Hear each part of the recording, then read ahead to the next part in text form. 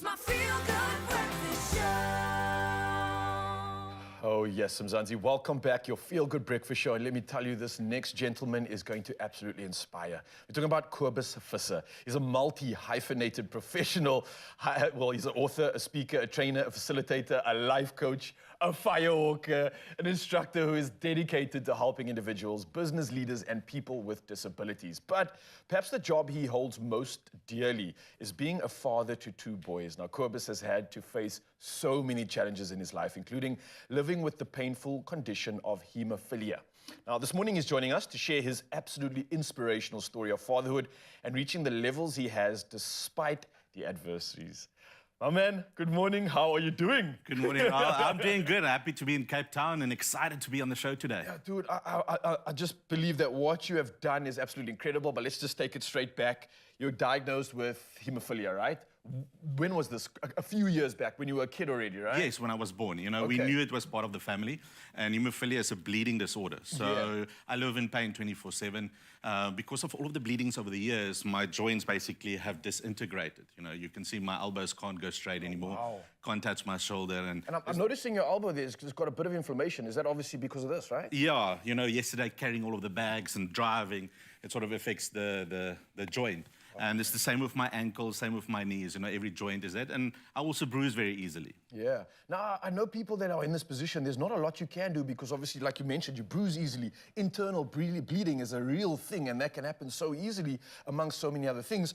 However, you somehow managed to deal with this. Not only just deal, but in a weird way, in my opinion, you thrive beyond any other individual, so much so that you were able to embark on a crazy journey. You go and attempt Kilimanjaro, not Table Mountain, not Lion's Head. The man's like, okay, well, with this crazy thing that's going on with me, I'm gonna go attempt a mountain like this.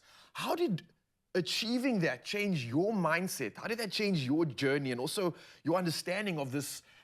Is it even a disability? Do you see it as that anymore? Kilimanjaro was important, and just to know, I climbed it with my crutches at that time, you know, because I couldn't walk. For a few years, I couldn't walk, and I set myself this big goal, you know, of climbing a mountain. I wasn't planning on climbing it, but I did it for my mindset, you know, for leaving a legacy. You know, my journey started with my son, you know, and just to share with you, my son, when the second son was on his way, didn't know it was a boy. Yeah. And so he drew two little babies, and he said, Dad, I don't want a little sister. And he had a crossover. And he said, Dad, I want a little brother that can play with me because you can't. He came to his mom, to me, and then to me, and I had a big crossover. And at that moment, he said, Dad, you are dead to me. And that's where my journey started, where I realized there must be something more to life.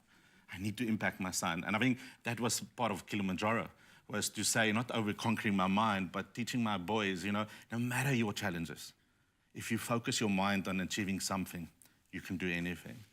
Man, that is absolutely powerful stuff. Thank you for sharing that. I can't even imagine what it must feel like to be faced with something like that where your son just wants someone to play with him. You've gone above and beyond, though, and you've been able to do that and much more of late. What does that mean to you? Firstly, having the ability to share these moments with your children, and what does that sort of mean to you in terms of fatherhood as well?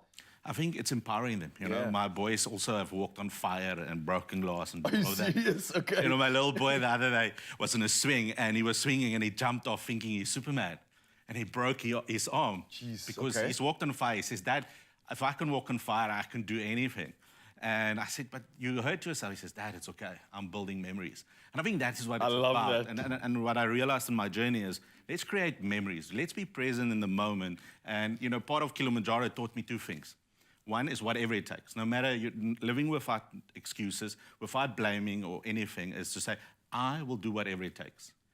Now, other part of the journey on Kilimanjaro, I almost died. And I actually went to die on the mountain. And in the end of the day, I did die. And I was sort of reborn, and I came back with a new zest of life. And I think that's where live without regret comes from. You know, we only have one life, and we have to make it count because it can be taken so much easier way. So let's live without regret. I absolutely love that. And we're ripping it right now. I love this, whatever it takes. This is something absolutely special, man. On top of this, I want to talk about something that I think really relates to the show right now and father figures. they have such an impact on us. And I think we can relate here in terms of our fathers being potentially a little bit more old school in terms of not necessarily always vocalizing the way they feel. And I think you mentioned just during the COVID period was one of the first times that he gave that affection and mentioned something in terms of the way he feels. How important is something like that for you? I mean, I know for me as a kid, it's something that you always want to do for your dad. You want to impress them. You want to make them proud. Was this something you had with you in this journey? I mean, facing adversity and then also wanting to get that affection from your father. Was that an important principle too? Yeah, I think so. You know, I tell people only the memory that I have is just in COVID, we spent so much time together every morning walking. And it felt like the first time he told me he loves me, you know, and he cares for me. And I think that is so special. We all aim for that, you know, to be loved by our fathers. Yeah. And so on this journey, I learned something that I teach my sons, where every time when they see me, they want to do it. It's called a hug. You know, sometimes we have to build that connection. And I want to teach South Africa, it's a 3-step process. One is you have to make eye contact, you know, and we say, Sawubona. Sawubona. I see you, South Africa. The next step is heart to heart. You know, we've been taught so much that men has to be strong.